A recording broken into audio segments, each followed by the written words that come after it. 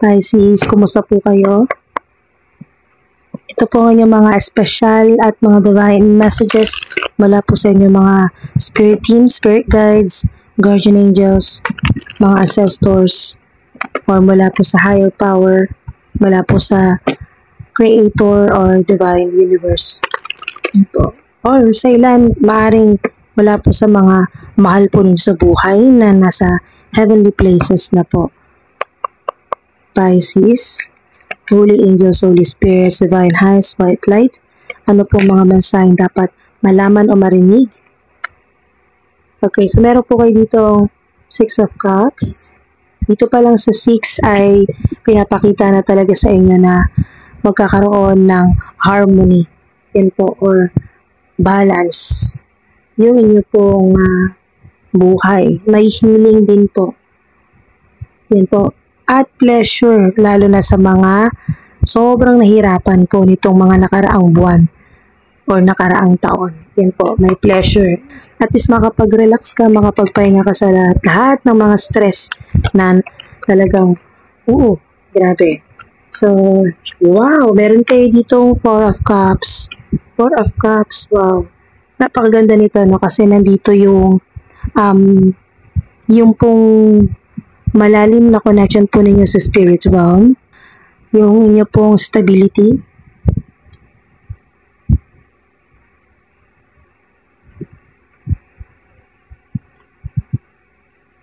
meron din po dito na pinapakita na hindi ka na mahihirapan.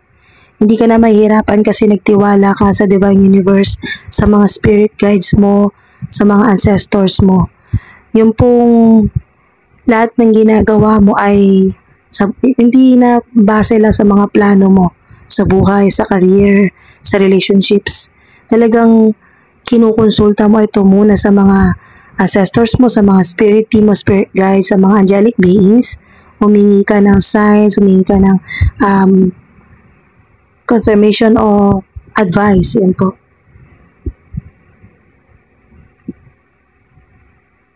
Okay, so meron ditong tulong mula sa spirit realm. May tulong mula sa spirit realm, mga di. At napakaganda nito kasi nandito yung tiwala mo. Ginagawa mo ang mga bagay-bagay base sa faith mo. Hindi base lang sa kung ano yung nakikita mo.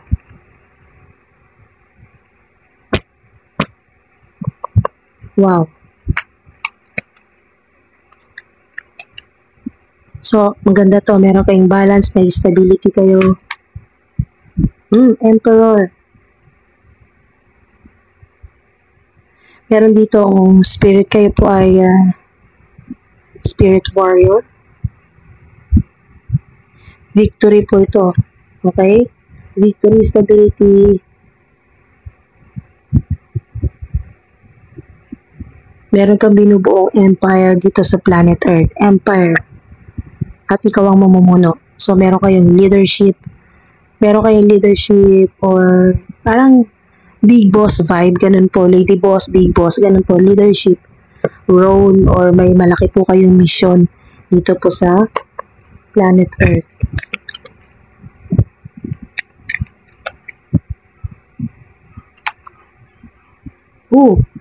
Emperor, Empress. Meron din po dito na sign na makikita nyo na po or nakita nyo na or di ka tatandang mag-isa. Ito yung confirmation. Meron talaga. Meron kang yung sinasabing match made in heaven. So, maaari din po na mas matanda siya sa iyo ng 4 o 3 taon or ikaw ito, mas matanda ka sa kanya ng 4 o 3 taon or mas bata. Okay, so maaari po na mas bata siya sa iyo ng 3 or 4 na taon or ikaw. Mas bata ka sa kanya ng 4 o 3 taon. Depende po sa gender, mga dude, no? Kung ano po yung gender po ninyo.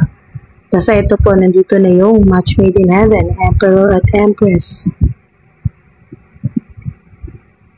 Nandito ang success, pareho yan. Victory, success, fertility, wow. 333, kung nakikita nyo po, no? Or makakita po kayo ngayon pong April hanggang May, makakita po kayo na angel number 333 or meron po kayong resibo, ganyan po, makita po ninyo 3,333.33, ganyan po, puro 3, 444 din po. Wow, 8, 444, 6, meron dito na ang edad po ninyo 43, 34, 46 o 64, 44, 33, 36 ang edad.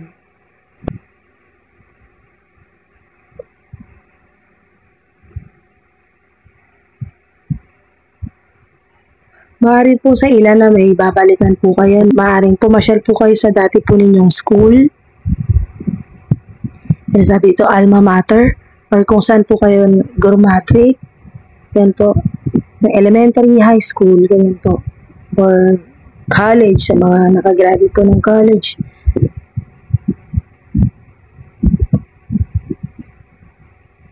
Maaari sa ilan na meron po kayong matagal ng alitan or may malaking gap sa inyo pong mother figure o father figure o sa mga magulang po ninyo.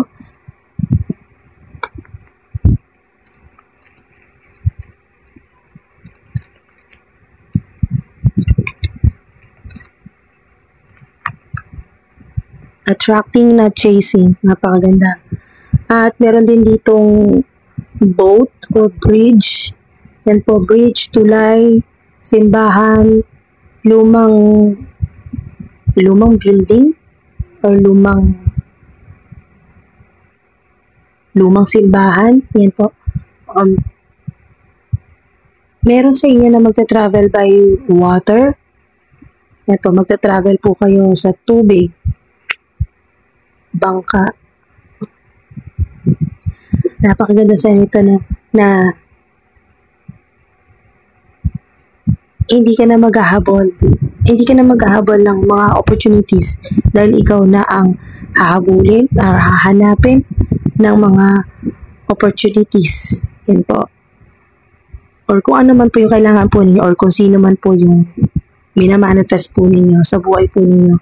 Or sign din po ito na makakarating ka ako sa gustong pumunta or darating sa iyo yung dapat dumating. Kung ano yung hinahanap mo, hinahanap ka na ngayon. Okay. So, maaaring pong example, hinahanap po ninyo magandang trabaho, hinahanap ka na. Okay, hinahanap ka na rin.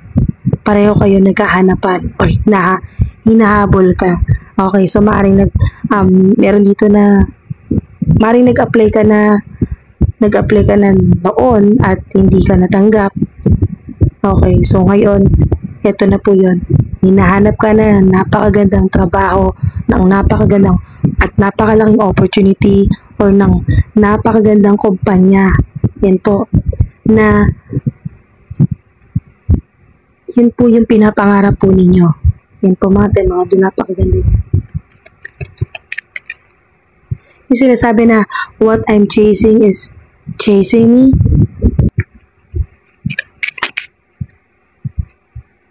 Meron din po okay, so pahabol po dito no, maaring meron kang hindi makalimutan or babalikan ng mga memories or literal na magbabiyahe ka, babalikan mo ang tao na to na talagang hindi nawala sa puso mo, no? Kasi nandito yung pagmamahal eh. Yung sa, maaring siya is water sign. Okay, maaring siya ay water sign din. So, Cancer, Scorpio, or katulad mong Pisces din. Family, yan po, family. Wow. Meron ditong sinasabi na kung meron kang problema or may gap kayo ng mother mo, ng nanay mo, yan po, may reconciliation. Or pwedeng father din po ito, father figure. May connection sa moon. Kayo po, may connection po kayo sa moon, flowers, heart, 23, maring significant po sa inyo ang number 23 or number 5. So, yung 5 naman po ay may malaking pagbabago sa home life situation po ninyo. Home, family. Make a vision board. Significant din po ang number 33 o katulad po nito. Confirmation niya. Double confirmation ng number angel na double confirmation ng angel number 333 or 333. Vision board, mga dun. Pwede itong literal na vision board, yung talagang gagawa ka talaga ng vision board at itidikit mo sa wall mo or sa cellphone mo lang. Wallpaper ng cellphone mo na ikaw na rin yung nag-design. Yan po, na meron pong mga okay. So, meron po dito na maaring makahanap ka ng mga pwede mong ilagay na pwede mong i-edit. Yan po. May makikita ka sa mga social media, lalo na Pinterest. Meron dito Pinterest. Pwede may connection din po sa affiliate marketing, mga digital selling, ganyan po. Digital products, or ikaw ito na napaka-creative mo at maaring pagkakitaan mo ito, or isa sa mga maging pandagdag income. Yan po. Meron po dito na sa ilan, ginagamit nyo po ang Pinterest para po kumita ng pera, ganyan po, or additional po ito sa income po ninyo. Or vision board na makakuha po kayo ng mga articles or ng mga designs. Wala po sa Pinterest. At napaka-specific ng Pinterest. So, maaring sobrang significant nito sa ilan na ikaw talagang tinutukoy dito ng spirit team, guardian spirits, na maaring pinagkakitaan mo na at meron din po nakakuha po kayo sa Pinterest ng mga images, yan po, na magagamit or nagamit nyo po na wallpaper sa inyo pong cellphone screen, ganyan po, na ganito po, vision board, parang vision board, parang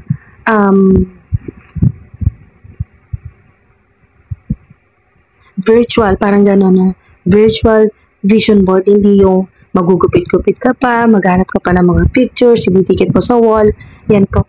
Pero ang sa ilan ay ginawa mo itong mas madali para sa'yo dahil total, lagi mo namang hawak ang cellphone mo sa ilan, or yung inyo pong laptop, yung inyo pong iPad, ganyan po. So, or tablet. So, sa ilan ay napakaganda po din na napaka-creative din po nito na hindi lang naman po yung literal na vision board na maginugupit na pictures at ilalagay nyo sa wall.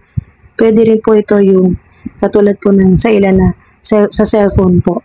Yan po ginagawang screen wallpaper, yung kung ano yung gusto mo mga pictures na makikita po sa mga social media, mga images, photos, or sa Pinterest.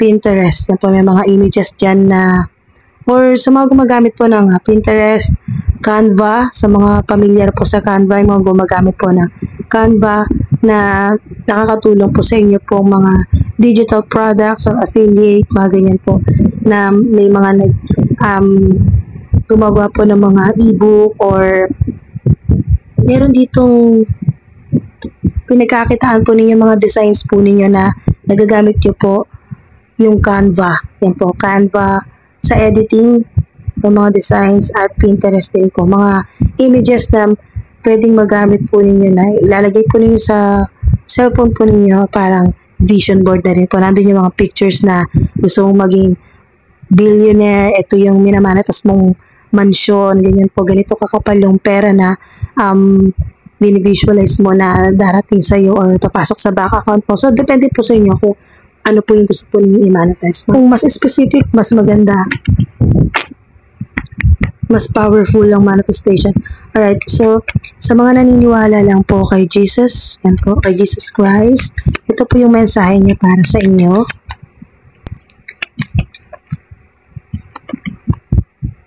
Heal the sick.